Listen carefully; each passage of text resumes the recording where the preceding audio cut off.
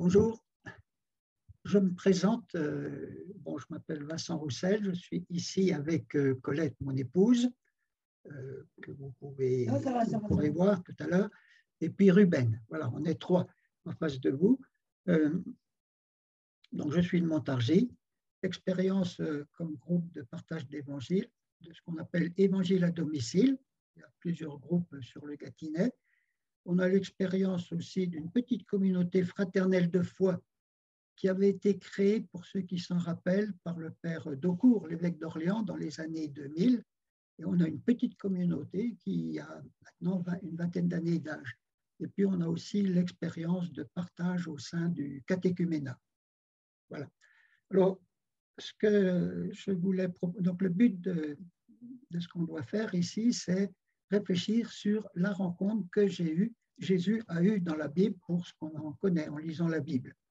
Donc, je vais faire une petite introduction et puis après, on essaiera de faire une petite expérience forcément très rapide, ce qui est toujours frustrant, mais voilà, pour que vous sentiez un peu ce qu'on appelle l'évangile à domicile.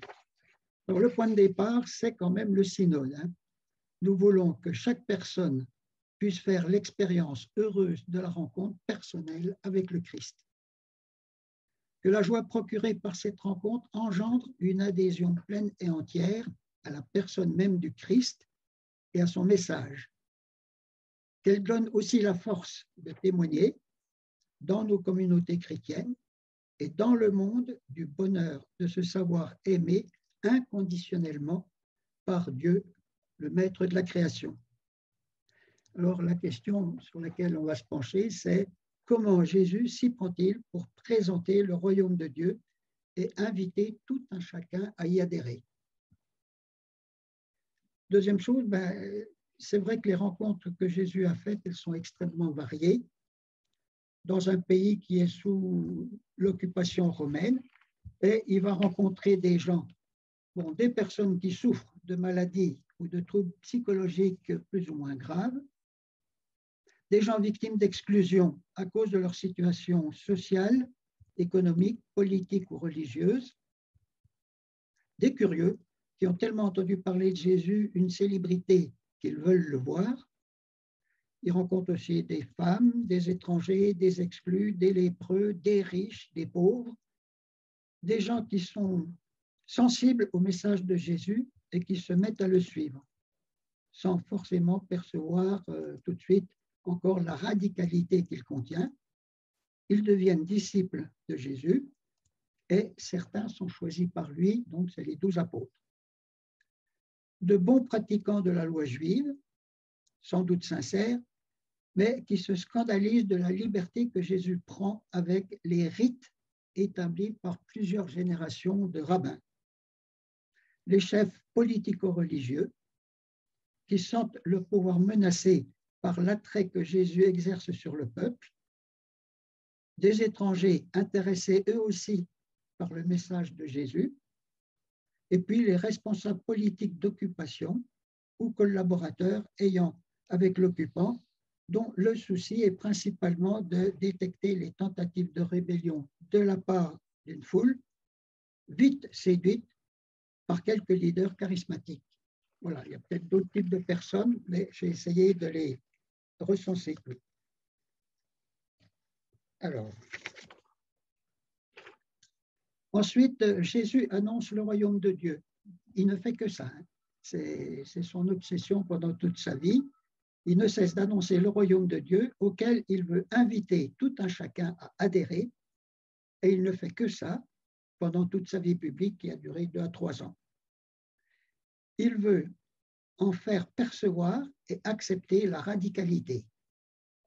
Le royaume de Dieu est un royaume où la violence est bannie, l'égoïsme est banni, la peur est bannie, l'exclusion est bannie, la haine est bannie, etc.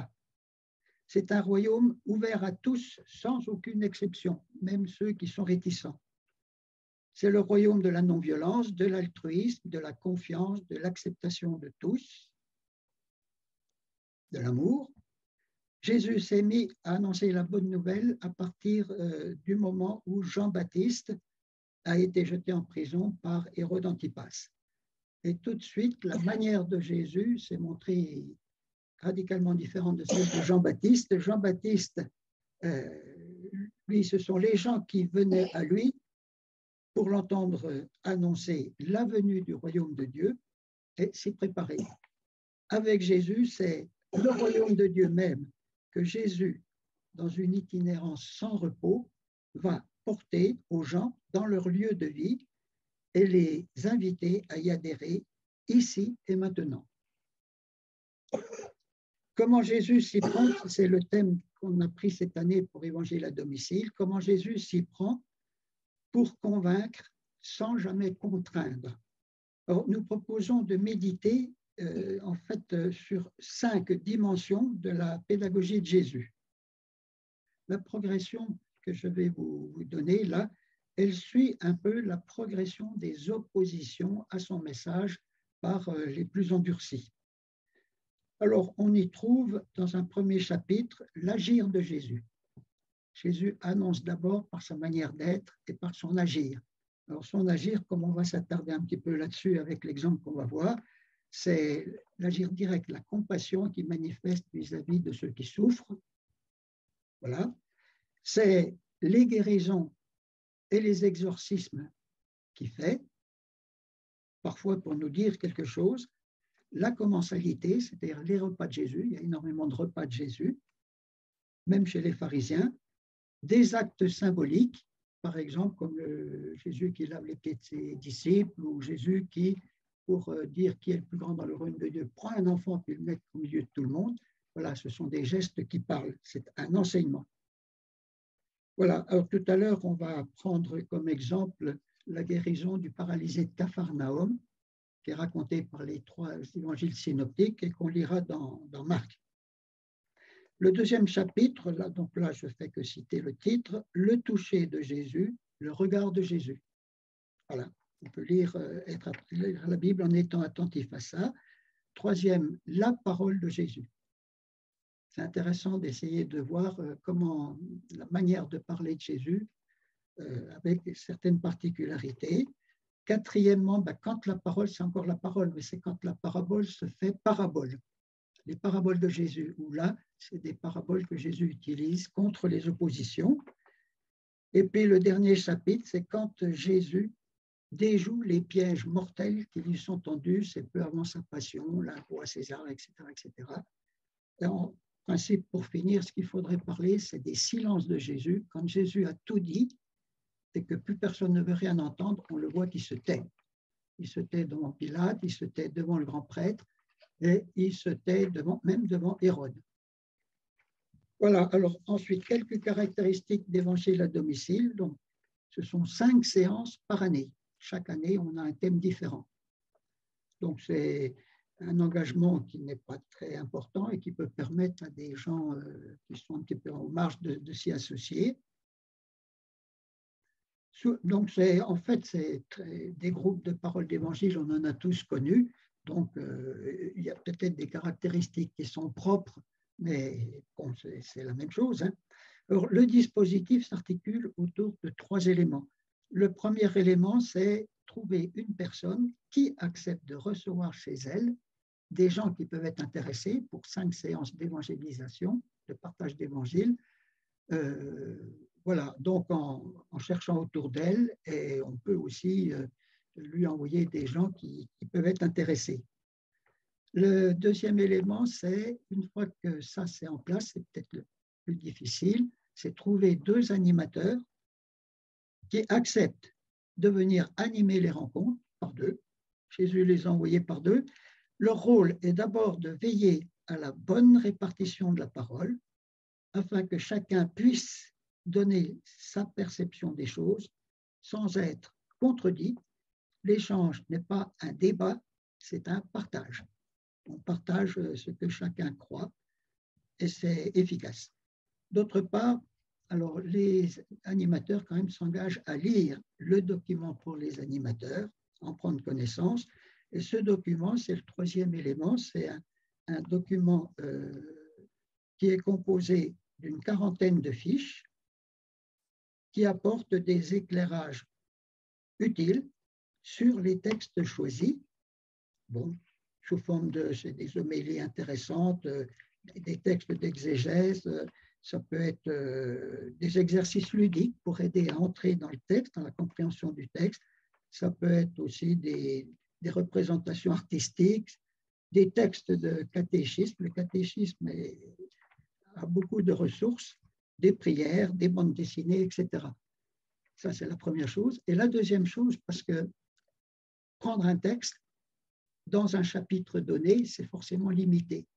Donc, c'est de donner la matière pour les gens, pour les groupes qui veulent faire plus que 5 séances. Ils peuvent puiser dans les autres fiches concernant les différents chapitres. Et en particulier, ça permet aux animateurs d'avoir une vue d'ensemble. Comment Jésus évangélise par son action. Bon, il n'y a pas que le paralysé de Capharnaüm qui est concerné, donc ça vaut le coup d'avoir une vision d'ensemble. Voilà, c'est un dossier, je vais vous le montrer. Je ne sais pas comment je fais. Voilà, ça. C'est un document qui fait une centaine de pages. Donc, on va travailler sur un texte, le paralysé de Capharnaüm, dans Marc chapitre, c'est le début du chapitre 2 de l'évangile de Marc. Colette va vous le lire attentivement. Après, on essaiera d'échanger en levant la main pour celui qui veut dire quelque chose. Quelques jours après, Jésus rentra à Capharnaüm et l'on apprit qu'il était à la maison. Et tant de monde s'y rassembla qu'il n'y avait plus de place, pas même devant la porte. Et il leur annonçait la parole. Arrivent des gens qui lui amènent un paralysé porté par 4 hommes. Et comme ils ne pouvaient l'amener jusqu'à lui à cause de la foule, ils ont découvert le toit au-dessus de l'endroit où il était, et faisant une ouverture, ils descendent le brancard sur lequel le paralysé était couché. Voyant leur foi, Jésus dit au paralysé, « Mon fils, tes péchés sont pardonnés. » Quelques scribes étaient assis là et raisonnaient en leur cœur. Pourquoi cet homme parle-t-il ainsi? Il blasphème. Qui peut pardonner les péchés sinon Dieu seul? Connaissant aussitôt en son esprit qu'il raisonnait ainsi en lui-même, Jésus leur dit, « Pourquoi tenez-vous ces raisonnements en vos cœurs? Qu'y a-t-il de plus facile de dire au paralysé, tes péchés sont pardonnés, ou bien de dire, lève-toi, prends ton brancard et marche? Eh bien, afin que vous sachiez que le Fils de l'homme a autorité pour pardonner les péchés sur la terre, il dit au paralysé, je te dis, lève-toi, prends ton brancard et va dans ta maison. L'homme se leva, il prit aussitôt son brancard et il sortit devant tout le monde, si bien que tous étaient bouleversés et rendaient gloire à Dieu en disant, nous n'avons jamais rien vu de pareil. Jésus s'en alla de nouveau au bord de la mer. Toute la foule venait à lui et il les enseignait. Donc, on va échanger sur ce texte. C'est toujours difficile d'entrer dans un texte. C'est à qui va prendre la parole le premier. Et donc, à Évangile à domicile, on a imaginé, enfin, ce n'est pas spécifique à nous, là, mais des petits exercices un peu ludiques pour permettre d'abord la discussion et pour permettre d'être attentif à certains points du texte. Pour ce texte-là, on a un quiz, un questionnement auquel on invite les gens à partager, à répondre, à avoir une réponse collective, commune. C'est un quiz qui a 16 questions, donc on va n'en faire qu'une seule. Après, on pourra échanger, nous. Donc, première question. Donc, il s'agit de dire, il y a 5 affirmations avec lesquelles vous êtes d'accord, avec lesquelles vous n'êtes pas d'accord. Premièrement. Le paralysé a beaucoup péché, c'est pour ça qu'il est malade. Le paralysé a foi en Jésus. Le paralysé est heureux que Jésus lui pardonne ses péchés. Le paralysé trouve que Jésus exagère de dire qu'il lui pardonne ses péchés. C'est tout de même facile de le dire. Vous êtes d'accord ou pas d'accord avec lesquels vous êtes d'accord, avec lesquels vous n'êtes pas d'accord? Jean-Paul, on vous écoute.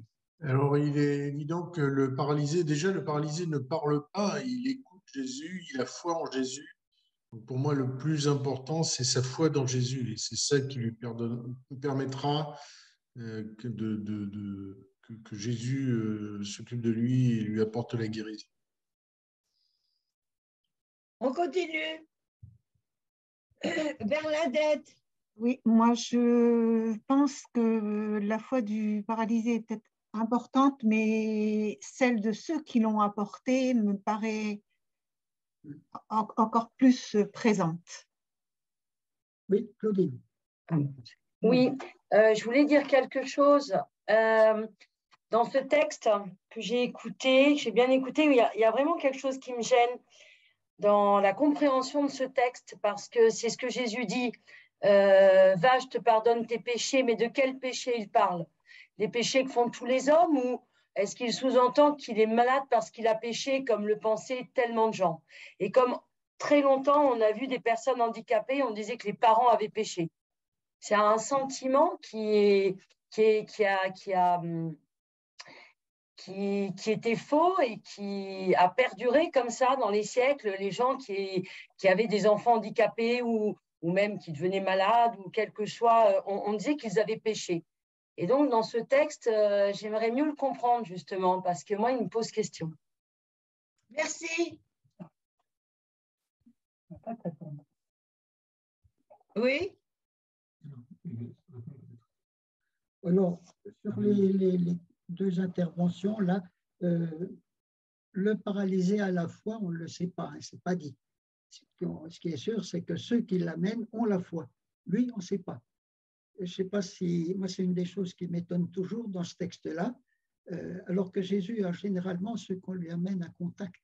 Hein, que veux-tu que je fasse pour toi, etc. Bien, on va se mettre à l'écart, puis à l'écart de la foule. Il y a toujours un échange de Jésus avec lui. Là, rien. C'est un type qui ne parle pas, qui se laisse porter, on ne sait pas s'il demande à être guéri. Personne n'a fait aucune demande à ce que ses péchés soient pardonnés. Bon, il ne se passe rien, il ne dit rien. Et puis, Jésus lui dit, lève-toi et marche, tes péchés sont pardonnés. Il obéit, il prend son brancard, il s'en va. Donc, on a affaire à quelqu'un qui est passif, ce qui fait que c'est un peu comme si c'était un figurant. Voilà.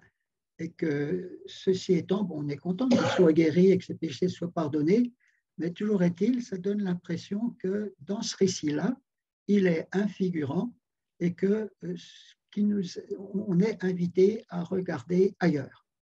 Voilà. La pointe du récit, c'est pas ça. Le deuxième, c'était quoi sur le pardon des péchés? Alors, de quel péché? On sait que tout le monde est pécheur, hein. Qui n'a pas fait de péché, tes péchés sont pardonnés, c'est vraiment les péchés qu'il a fait, on ne sait pas lesquels. Mais en tout cas, visiblement, ce n'est pas à cause des péchés qu'il est paralysé, ça c'est sûr, c'était ce qu'on croyait à l'époque, mais toujours est-il que la paralysie, les péchés, ces péchés, sont d'une certaine manière un obstacle à la guérison. Il n'est jamais dit que, dans le texte que la cause de la maladie, c'est les péchés, mais simplement que Jésus détecte. C'est intéressant parce que Jésus, il a un don de vision. Il a la vision que les deux qui l'apportent ont la foi. Il ne dit rien du paralysé. Et puis, il a la vision qu'il a besoin pour le faire guérir, de pardonner ses péchés, que le péché est un obstacle à la guérison. Voilà. Ce qui me fait dire, je vais peut-être encore parler avant de vous redonner la parole, typiquement ici, on a un enseignement en acte que Jésus adresse, alors non pas aux paralysés, mais adresse à la foule. Il y a la foule qui est témoin de ce qui se passe, et parmi la foule, il y a des scribes. c'est vrai que le questionnaire, enfin, on n'a plus qu'une seule question. Il centralise, il nous amène à regarder de près le paralysé, mais dans le questionnaire, il y a aussi regarder la foule, comment elle réagit, et les scribes, comment ils réagissent. Voilà. Et ce qui me fait dire que c'est un enseignement, c'est que si vous regardez le premier verset, vous pourrez le relire, hein, il est dit que Jésus enseignait, et une fois qu'il y a la scène qui est terminée, on le voit repartir ailleurs enseignant. Voilà. Entre les deux, vous avez ce récit. Et chez Marc, on ne sait rien du contenu de son enseignant. Il n'y a pas d'enseignement comme chez Matthieu ou Luc sur le sermon sur la montagne, etc. Chez Marc, il n'y en a pas. Ça veut dire que ce qui est entre les deux, c'est un enseignement à destination des foules qui sont là. Voilà. Bon, d'autres choses? On vous écoute. Voilà. Oui, vous dites que vous êtes, je ne vais pas dire dubitatif, mais presque, sur la foi du paralysé. Entre nous, Jésus, quand il guérit des possédés, est-ce que les possédés ont foi en Jésus ou est-ce que ils sont tellement possédés qu'ils s'y croient pas du tout? Et est-ce que vous ne pensez pas que si le paralysé n'avait vraiment pas foi en Jésus, il se serait quand même laissé faire? Je ne sais pas s'il paralysait à la foi ou pas. En tout cas, ce n'est pas dit. D'habitude, quand Jésus guérit quelqu'un, il lui dit « ta foi t'a sauvé ». Là, il n'y a rien de tel, on n'en sait rien. On ne peut pas le dire, on ne peut pas l'affirmer. On imagine que, bon, il est vraiment passif tout au long. Et donc, ça veut dire que ce n'est pas ça qui est important. On peut imaginer qu'il a la foi, hein, ça, ce n'est pas grave. Mais ce qui est important, et c'est là-dessus qu'il faudrait qu'on dirige nos regards, c'est sur quel enseignement Jésus donne à la foule qui l'écoute.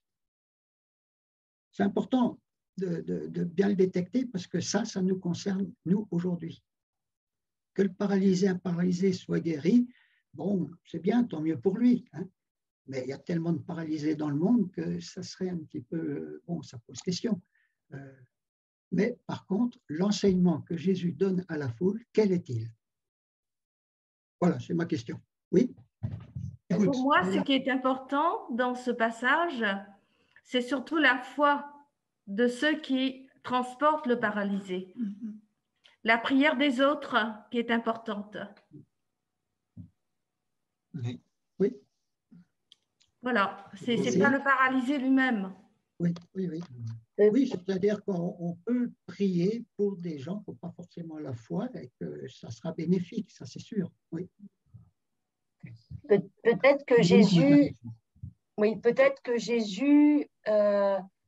il veut que la foule comprenne que si on vient à lui, voilà, on vient à lui, on lui amène ce paralysé. Et donc, si on vient à lui, eh bien, il écoute en fait, même que rien ne lui est impossible presque. Je voulais intervenir, si vous m'entendez. Oui. Oui. Donc, pour moi, ce texte, il est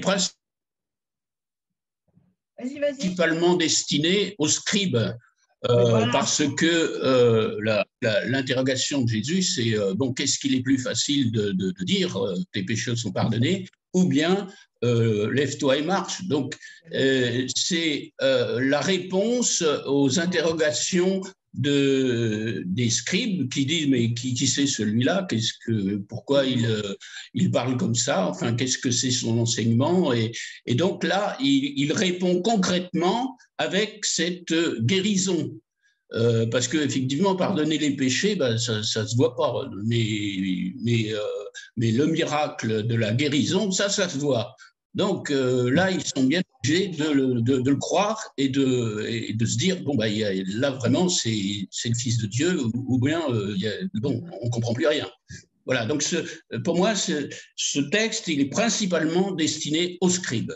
La foule, elle est là, mais on ne l'entend pas, quoi. Mais les scribes, on ne les entend pas, mais seulement ils sont présents, ils pensent.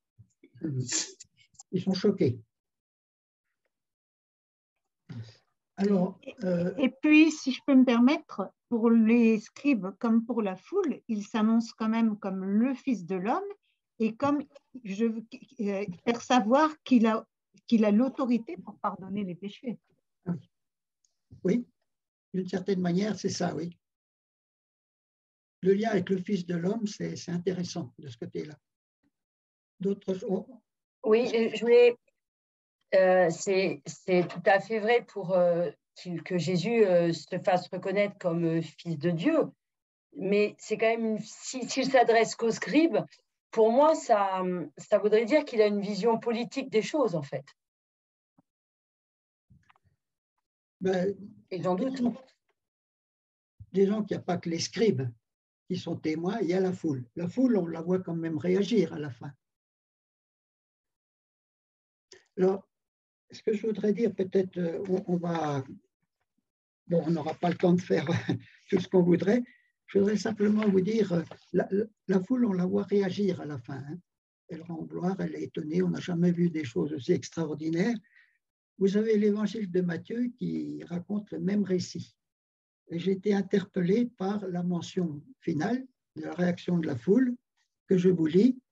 Voyant cela, les foules furent saisies de crainte et rendirent gloire à Dieu qui a donné une telle autorité aux hommes.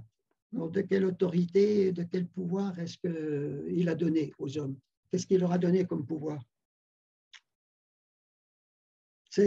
Donc, on a commencé à s'exprimer, là, Roselyne, sur la leçon qu'on peut tirer de ça, nous, aujourd'hui.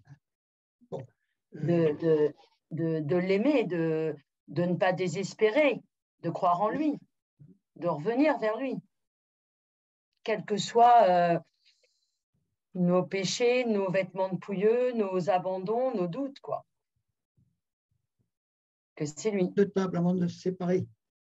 Comment ça touche notre vie? Alors, pour moi, c'est aussi, on en a parlé tout à l'heure, c'est aussi le fait qu'on est là aussi pour amener les autres à Dieu, pour savoir intercéder pour les autres, pour les accompagner vers Jésus. D'accord. Jean-Paul, vas-y. Moi, je pense que ce qu'on peut retirer de ça, c'est que la parole de Jésus, c'est au sens large, c'est une parole qui remet en mouvement, qui relève, qui permet de se redémarrer. C'est une parole de motivation, d'espérance. D'accord. Merci. La parole de Dieu s'adresse à tout le monde, mais il accueille tout le monde, quel que soit ce que vous disiez tout à l'heure, toutes nos conditions, nos faiblesses et tout. Après, il nous pose question et c'est à nous de réfléchir pour progresser et revenir vers lui. Je vous écoute, Marie-Edith. Oui, je voulais dire aussi, quand Jésus dit « Prends ton brancard et rentre chez toi », c'est aussi tel que tu es, maintenant, va porter témoignage. Et prends-toi en main. Oui. Merci à vous. Bon, il y a une parole, peut-être, non? Agnès qui a activé son micro. Agnès. Moi, c'est... En présentiel, on n'a pas ce problème-là. Hein. Bon, on va conclure. Hein, de toute façon, là, on est à la fin de l'atelier. Oui. Alors, moi, je vais dire le message que j'y lis. C'est le lien qu'il y a entre le pardon et la maladie. Alors, on l'a dit, les Juifs pensaient que c'est le péché qui était la cause de la maladie. Bon, Jésus ne dit rien de tel, hein, mais toujours est-il que, en pardonnant, le paralysé retrouve sa vie. Donc, moi, je verrais bien pour nous aujourd'hui, et c'est ça la leçon que les autres, où la foule est témoin, et en s'émerveillant, en rendant gloire, en disant, mais quel pouvoir il a donné aux hommes.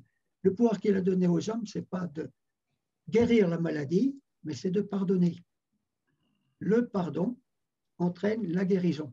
Et on pourrait avoir une lecture symbolique. En fait, qu'est-ce qui paralyse? Qu'est-ce qui paralyse physiquement? Bon, on le sait, mais aussi, moi je crois que la culpabilité qui naît de choses dont on n'est pas fier, ça nous paralyse. Ça nous paralyse parce que, bon, par exemple, hier, j'ai mal parlé à un tel, ça l'a blessé, et je suis en train de ressasser ça, de me dire, ah, je voudrais bien reprendre la chose, et ça m'empêche de dormir, etc. Et donc, je reste sur le passé. Mais si j'ai conscience que je suis pardonné, même si j'ai fait mal, alors, à nouveau, je peux redevenir actif. Voilà, ce qui paralyse dans notre monde, c'est quand même la culpabilité. Je me sens coupable, donc je vais ressasser, je reste sur les choses que j'ai mal faites. Et donc, le pouvoir que Jésus nous dit donner aux hommes, c'est de pardonner pour redonner vie à... Dans le groupe précédent, certains avaient parlé de résurrection, c'est une forme de résurrection. Quelqu'un qui est tourné vers lui-même à ressasser ce qu'il a mal fait, il est comme mort d'une certaine manière. Et le pardon de Dieu, bon, on en prend conscience quand on va au sacrement de réconciliation, mais c'est aussi le pardon que nous, on peut donner. Quelqu'un a mal agi vis-à-vis de nous. Voilà, c'est ça. Moi, je crois qu'il y a tout un enseignement qui peut être utile aujourd'hui encore pour nous. Nous sommes invités à pardonner pour redonner la vie. Et la vie à la relation, la vie à... je pourrais continuer encore. Vous voyez, les miracles, bon, c'est un miracle. Hein. Souvent, il y a l'aspect prodige. L'aspect prodige, et souvent, on ne s'intéresse qu'à ça. Que Jésus ait fait des miracles, c'est incontestable. Mais pourquoi est-ce qu'un tel a été choisi, un tel, tant mieux pour eux, et pas tel autre? Or, il y a quand même des constructions. Je veux simplement prendre l'exemple des Matthieu a fait une liste de 10 miracles dans les chapitres 8 et 9. Bon, pourquoi c'est dit cela, pas des autres? Mais c'est parce qu'à travers ces miracles, il nous parle du royaume de Dieu. Par exemple, les 3 premiers miracles, c'est la guérison de la mère de... Il faudrait que je les retrouve. La mère de Pierre, la belle-mère de Pierre. Il y a la guérison, le lépreux, guérison des lépreux.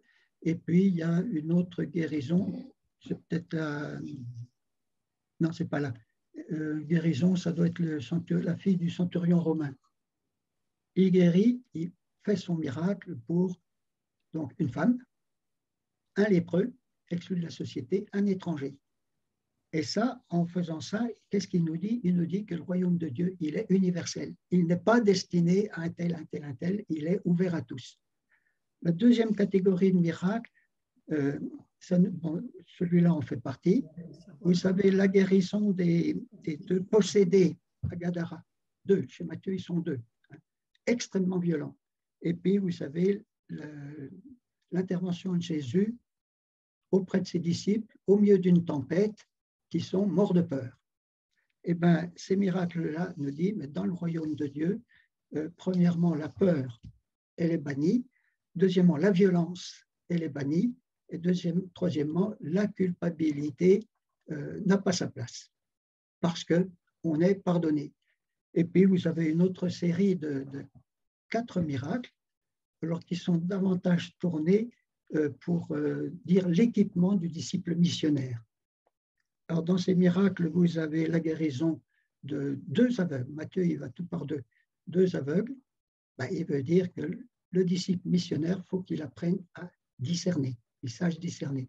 D'un sourd-muet, eh ben aussi, il faut se guérir de notre mutisme, il faut oser parler et parler du royaume de Dieu.